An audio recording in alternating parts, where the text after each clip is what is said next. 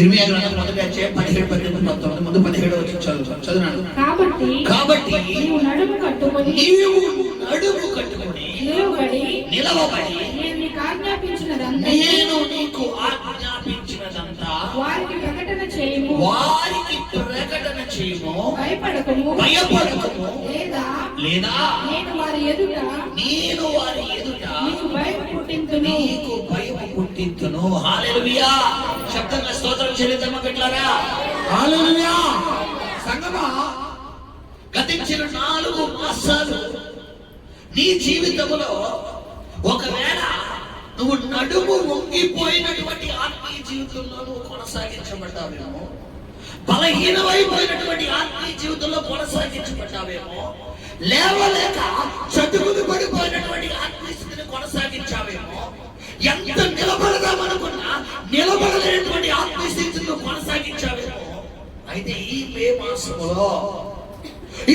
మాసంలో ప్రభు నీతో మాట్లాడుతున్న ప్రవచనాత్మకమైన మాట ఏంటంటే, నీవు నడుము కట్టుకుని. హల్లెలూయా. ఏం కట్టుకున్నట్ట అంటే, నడుము ఎలా కట్టుకుంటావు అంటే, ఎవరైనా మనకు సపోర్ట్ ఇవ్వగలిగితేనే. ఇప్పుడు దేవుడు ఆయన మాట ఈయనలో సపోర్ట్ ఇచ్చాడు. ఏంటంట? భయపడక, నేను ఇన్వాల్వ్ అవబోతున్నాను, నేను కలగ చేసుకోబోతున్నాను, నేను ఛార్జ్ తీసుకోబోతున్నాను, నేను ఈ వారంలో నీ పక్షంగా బయలుదేరబోతున్నాను, నీ పక్షంగా నిలబడబోతున్నాను. దేవుడు నీకు ఆయన మాట ఇచ్చాడు. కాబట్టి ఈ మాటను పట్టుకొని ఈ క్షణాలను ఏం కట్టుకుని వెళ్ళాలంటే, ఇక్కడి నుంచి నడుము కట్టుకొని.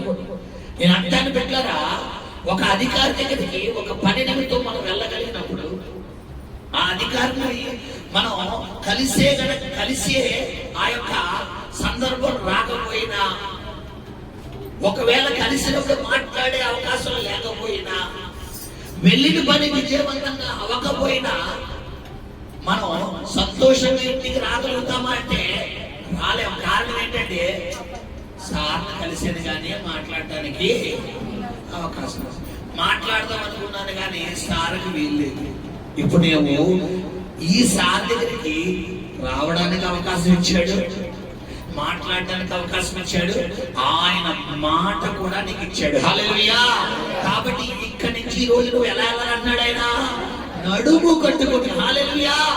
నడుము కట్టుకుని అంటే, ఒక మనిషి బిడ్డలారా చతుకులు పడిపోయినప్పుడు, కూర్చోబడిపోయినప్పుడు, లేవలేని పరిస్థితిలో ఉన్నప్పుడు ఏదైనా పని చేయగలడా అంటే చేయలేడు.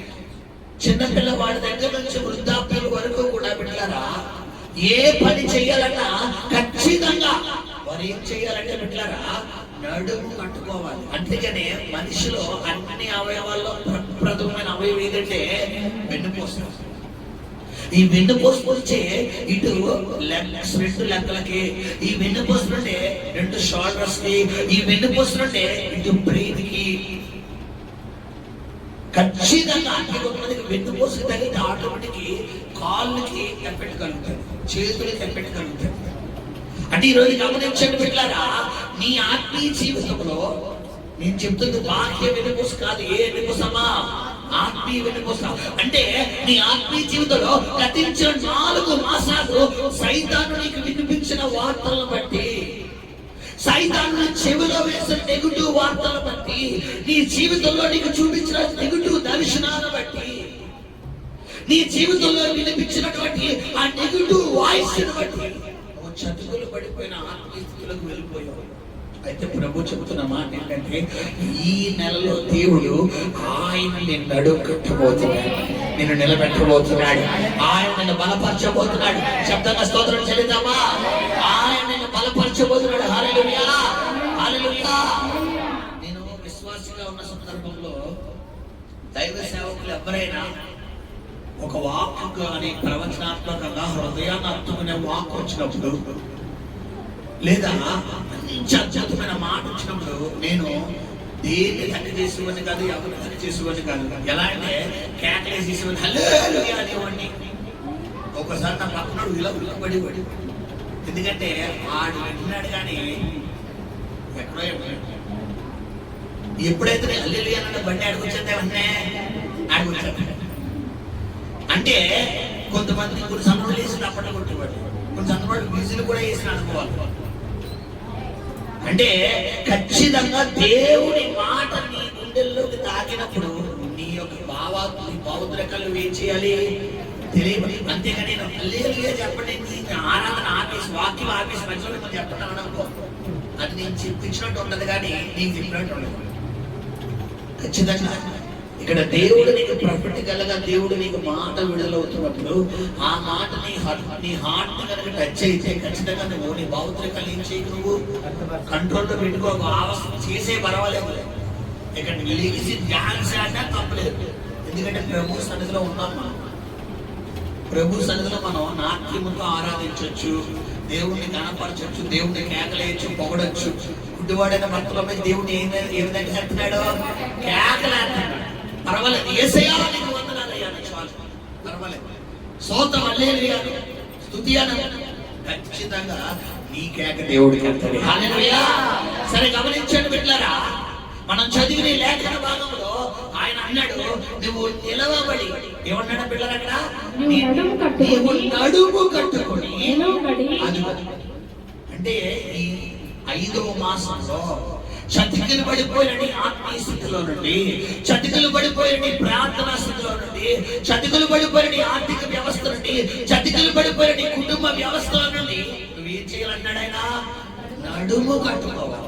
ముందు నువ్వు చేయవలసిన పని అంటే పిల్లరా, నడుము కట్టుకొని నిలవబడి, తర్వాత ఏం చేయమంటున్నాడు ఆయన, చదువునా, నడుము కట్టుకొని నిలబడి నేను నీకు ఆజ్ఞాపించినదంతయు. ఇక్కడ రెండవదిగా మనం చేయవలసిన మాట ఏమని చెప్పాను మీకు, వారికి అన్న స్థానంలో దేని పెట్టుకోవాలని చెప్పాను, నీ శ్రమ.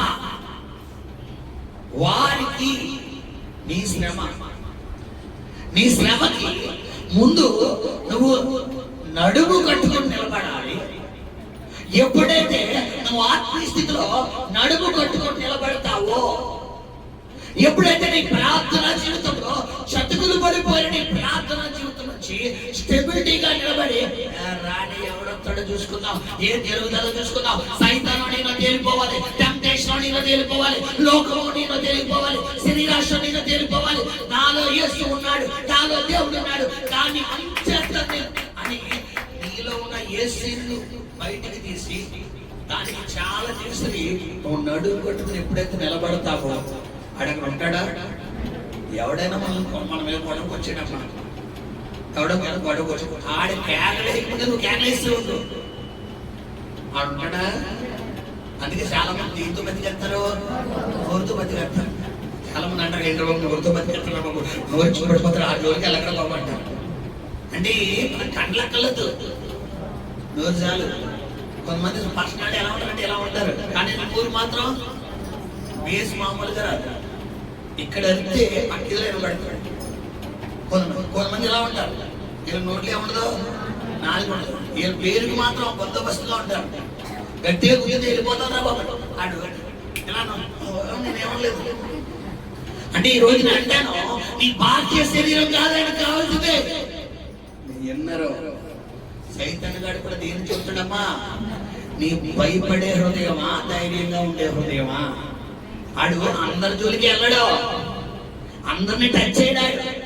ఎవరైతే నీకో ఆలేరుగా వస్తాడు తెలుసా మీకు, ఎవరైతే నీకు ఆలేరుగా వస్తాడు అందరిని టచ్ చేయడు. నువ్వు వీకంకో ఖచ్చితంగా నీ దగ్గర అర్థమాలు వచ్చి చూడు చూడు నేను చూస్తున్నాడు, నేను చూడు చూడు చూడు మాట్లాడు మాట్లాడు మాట్లాడు, ఇల్లు ఇల్లు ఇల్లు చూడు చూడు చూడు అంటాడు. నువ్వు వీక్ అయిపోయి నేను చూడను, నేను మాట్లాడు, నేను వెళ్ళను, నేను చేయను, నేను ఎలాగే ఉంటాను. ఇప్పుడు ఆడి టైం అని వేస్ట్ చేసుకోవడానికి ఇష్టమా? ఇప్పుడు నేను అంటాను, కొంతమంది మూర్ఖులు ఉంటారు, వీళ్ళకి చెప్పినా చెప్పకపోయినా చెప్పాలి ఒకటే. ఇప్పుడు మనం దేవుళ్ళు మూర్ఖులు, సైతాను గారు నేను లోక సమస్య మూర్ఖుల గురించి చెప్తలేదు. దేవుళ్ళు మూర్ఖులు అంటే ఏంటి, మన మూర్ఖత్వం ఏంటి, మనం ఏసై మాట తప్ప ఎవడు మాడాను. నువ్వు ఎన్ని సినిమాలు వేసినా నేను అలాగే ఉంటాను, నేను కథ ఆ మాట అన్నామనుకో ఆ టైం వేస్ట్ చేసుకుంటాడా? ఇప్పుడు కొంతమంది బెండ్ అయిపోతారు. చూడండి, చూడగానే తలకాయ చెప్పాను కానీ అంటే ఏంటంటే ఇప్పుడు చూడగానే ఫ్రంట్ కెమెరా ఆన్ చేస్తాం, బ్యాక్ కెమెరా ఆన్ చేస్తాం.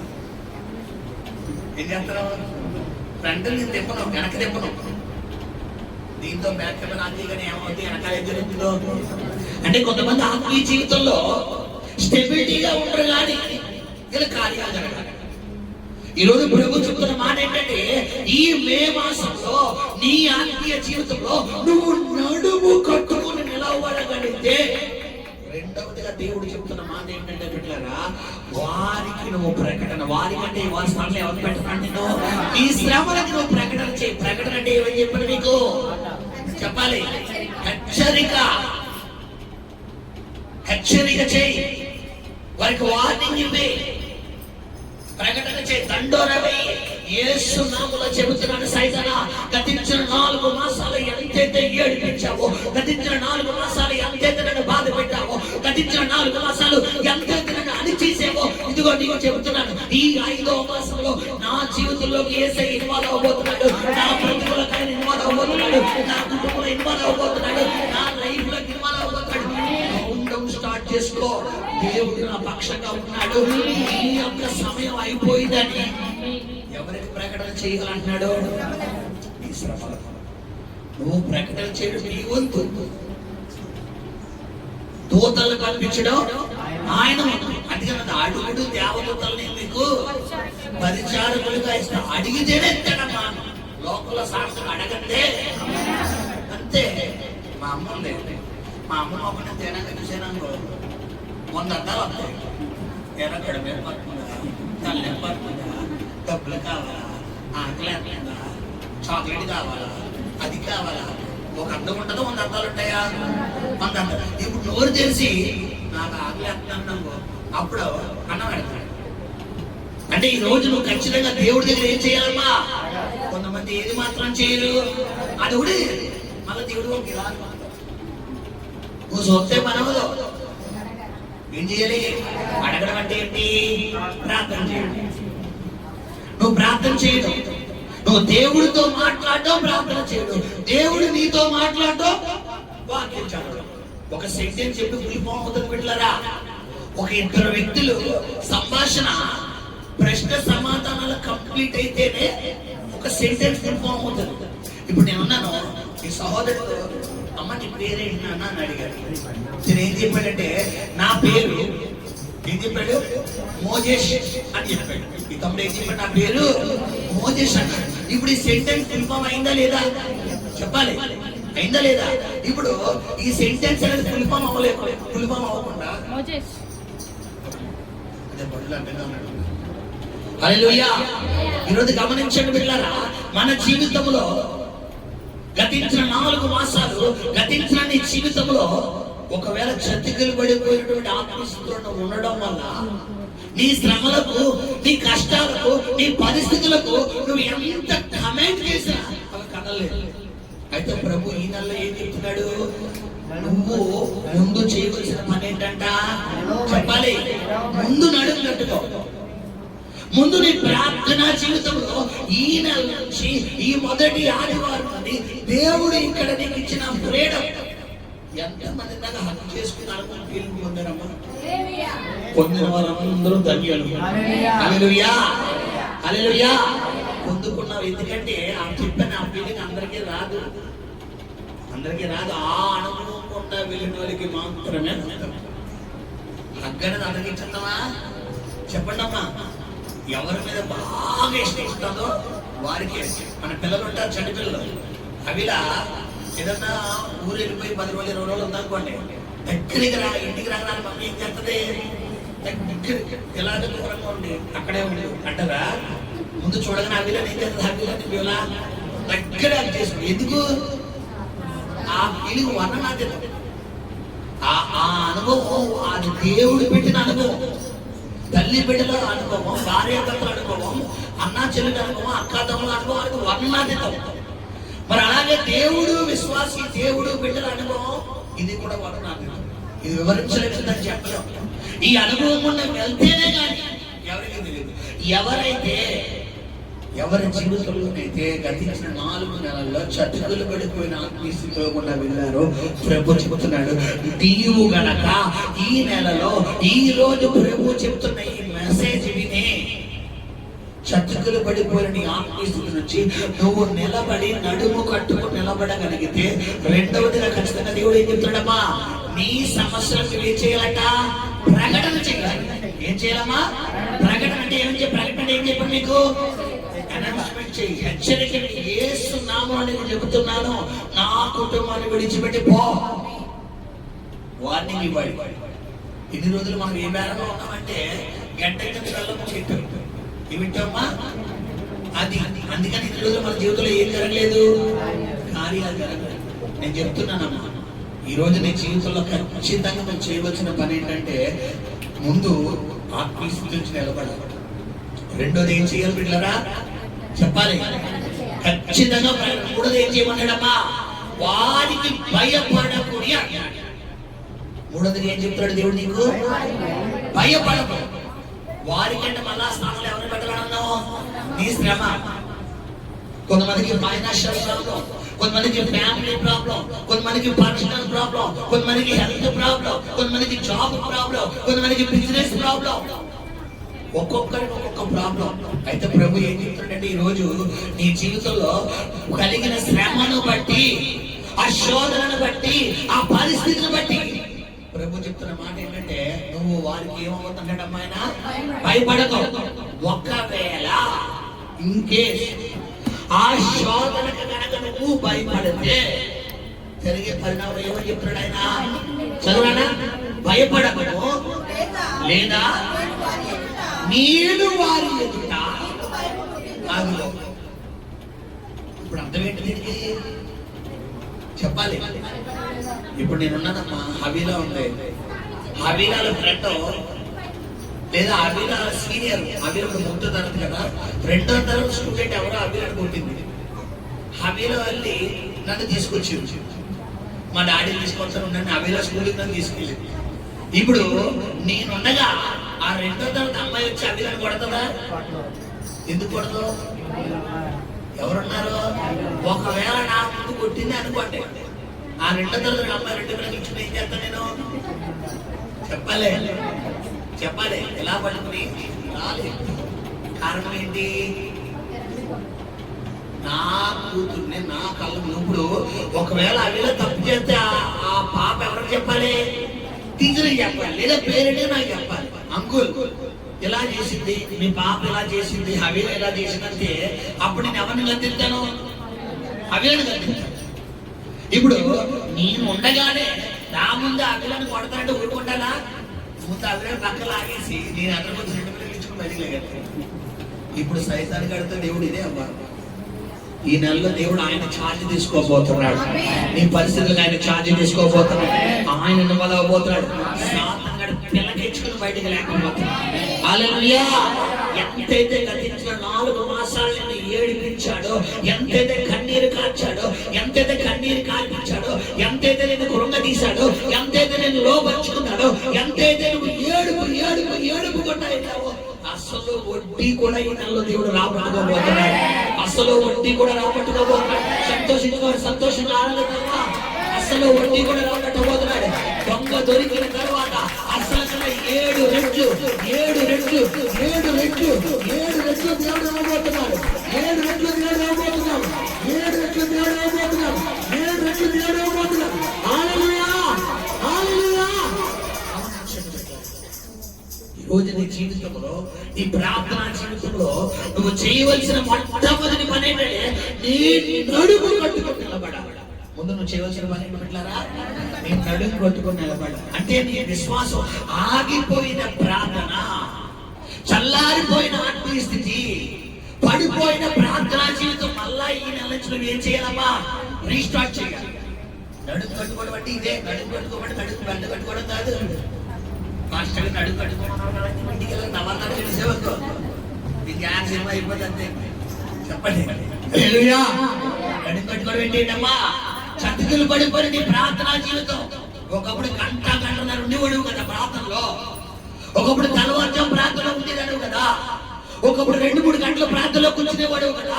ఒకప్పుడు 1-2 గంటలు వాక్యం చదివేదాడు కదా. ఆ స్థితిని మరలా నువ్వు ప్రారంభించు.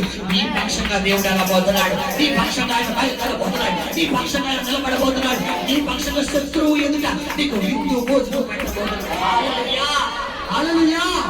అది నడుం కట్టుకోవడం అంటే. రెండోది ఏం చేయమన్నాడమ్మా?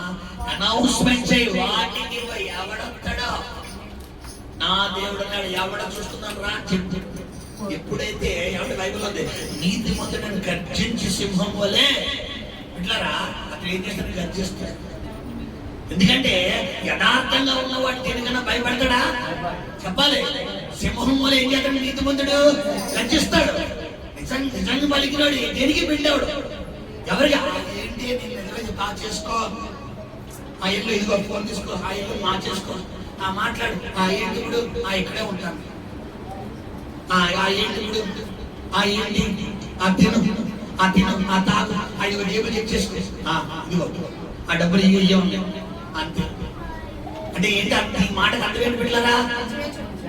నిజాయితీ ఎవరి దగ్గర నేను ఏం చేయనివ్వదు, వింటాము. నీలో నిజాయితీ లేనప్పుడు ఖచ్చితంగా నీ మాట తడబడతాడు.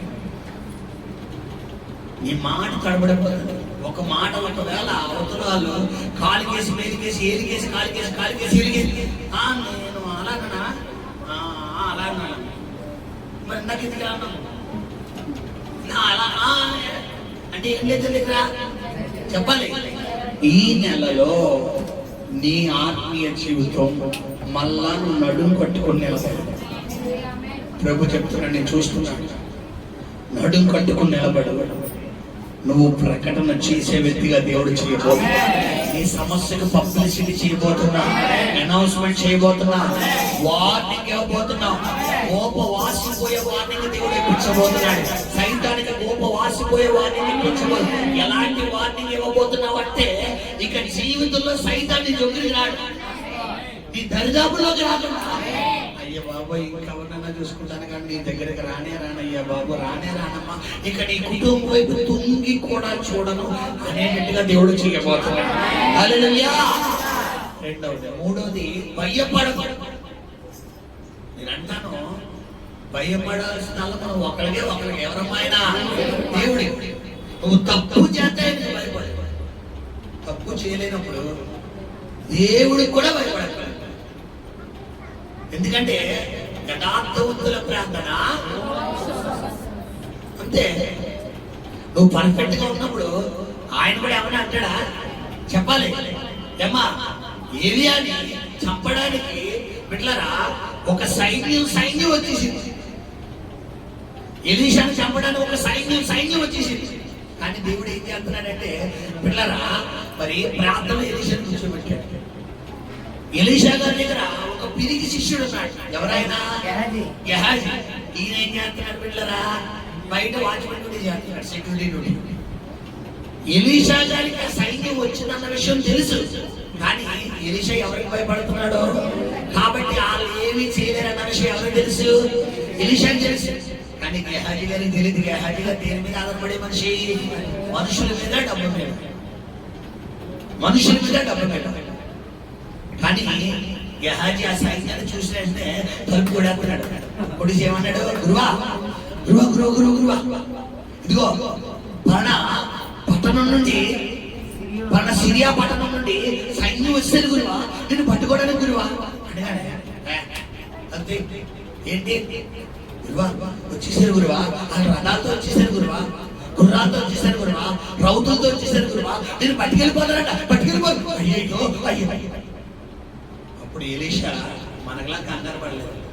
ఏమనంటే, ప్రభువా ఆ సంగతి తర్వాత చూసుకుందాం, ముందు పక్షంగా ఈడి కళ్ళు తెరువు ప్రభా, నువ్వు నాతో ఎలా ఉన్నావో, ఈ గృహం చుట్టూ నువ్వు ఏమై ఉన్నావో ఒక్కసారి కళ్ళు తెరవయ్యా అనగానే అతని కళ్ళు తెరవగానే దేవుడు, బయట ఏ రథాలు ఉన్నాయమ్మా చెప్పాలి.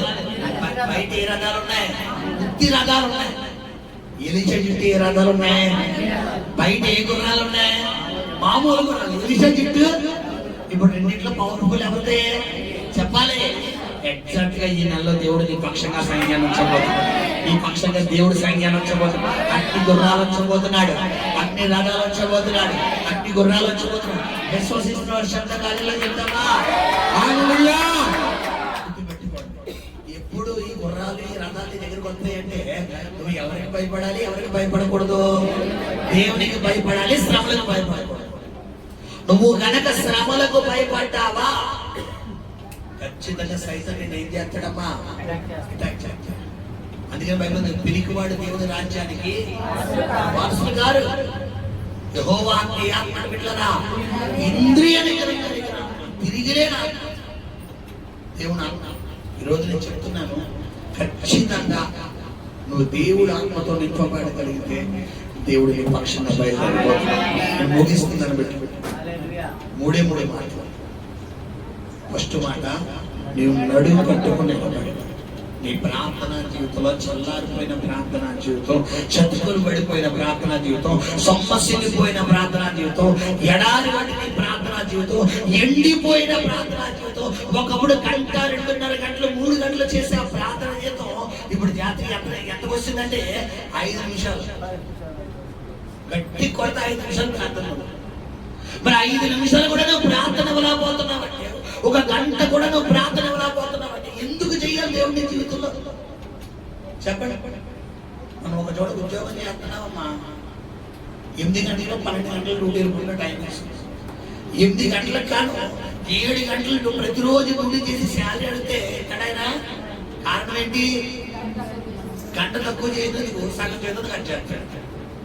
గంట తక్కువ చేస్తే ఒకవేళ 500 అయితే 400 ఇవ్వాలి, కానీ ఎంత కట్ చేస్తాడు? 250 కట్ చేస్తాడు. కారణం ఏంటి? తప్పెవరిది?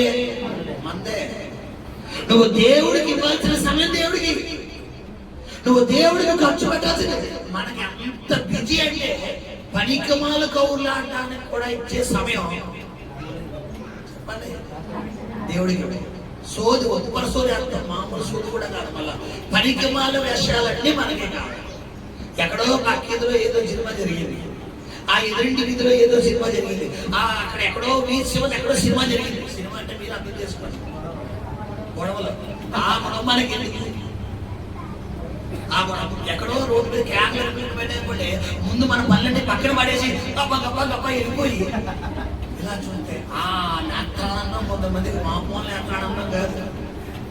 ఎంత నేత్రానందం! ఒకవేళ తిప్పి అందరూ ఒక రాయి దిగిసి తీసేటప్పుడు నీ మీదకి అప్పుడు నేత్రానందం ఎగిరిపోతుంది. గమనించండి బిడ్డలారా, ఈరోజు నేను చెప్తున్నాను, నువ్వు అనవసరంగా నీ టైం అర్థం చేసుకున్నావు. అందుకే నీ జీవితంలో ఇన్ని రోజులు నువ్వు అనుకున్న కార్యం జరగదు. ఆ ఫోన్ కొంతమందికి విస్తారమైన గంటల సోది. బైబిల్ అని విస్తారమైన మాటల్లో భాష ఉండక మానవ. నీ జీవితంలో ఏముండాలంటే యేసయ్యతో మాట్లాడొచ్చేమో కానీ ఎవరితో విస్తారమైన మాట్లాడకూడదు. చెప్పాలమ్మా, సొంతంగా మాట్లాడాలా.